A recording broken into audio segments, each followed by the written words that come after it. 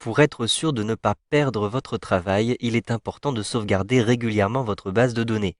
Si vous n'êtes pas sûr d'une modification que vous allez apporter à votre travail, le mieux, c'est de sauvegarder des copies de votre base de données avant d'appliquer vos modifications. Avec Access 2013, vous pourrez aussi choisir l'emplacement de sauvegarde par défaut pour retrouver ensuite vos documents plus facilement. Mais tout de suite, vous allez voir comment compacter et réparer votre base de données afin d'être sûr qu'il n'y a aucune erreur dans votre base de données au moment de la sauvegarde.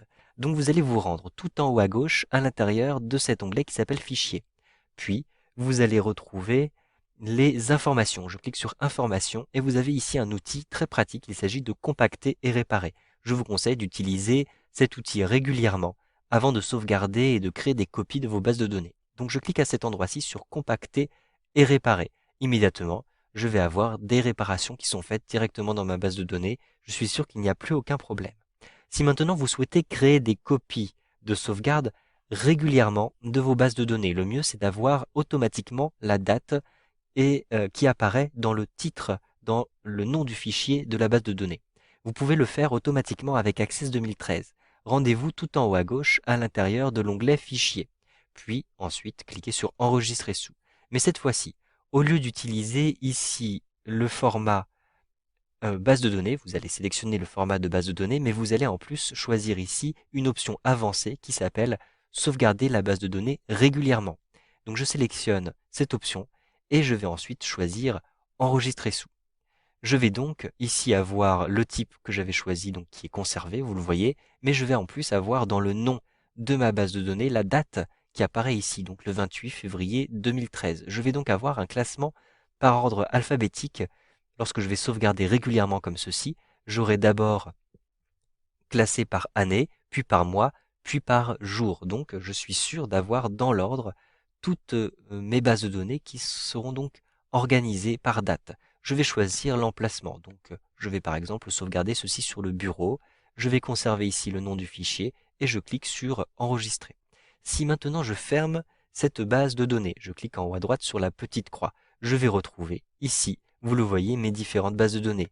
La base de données commande, et ici la base de données commande du 28 février 2013. Je double-clique dessus pour l'ouvrir et je vais ainsi retrouver les différentes informations de cette base de données qui sont copiées. Je clique sur Activer le contenu pour pouvoir modifier par la suite ma base de données. Vous avez des options supplémentaires pour choisir les emplacements par défaut de sauvegarde de vos bases de données.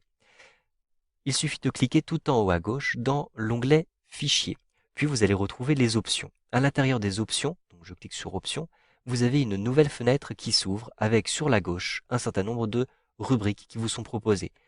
Vérifiez bien que vous êtes dans la rubrique Générale. Vous avez ici des informations très intéressantes. Il s'agit du dossier de sauvegarde par défaut et ici du format par défaut. Donc je clique sur la petite liste pour retrouver les différents formats.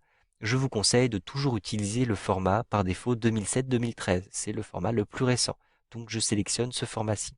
Si vous souhaitez utiliser un emplacement particulier pour sauvegarder votre base de données, vous allez choisir cet emplacement à cet endroit-ci. Je clique sur Parcourir et maintenant je choisis l'emplacement. Par exemple, sur le bureau, j'ai un dossier qui s'appelle Travail, je double-clique dessus, puis j'ai un dossier qui s'appelle Base de données, je double-clique dessus et je valide en cliquant sur OK. Maintenant, le dossier par défaut, c'est celui-ci. Je clique maintenant sur OK.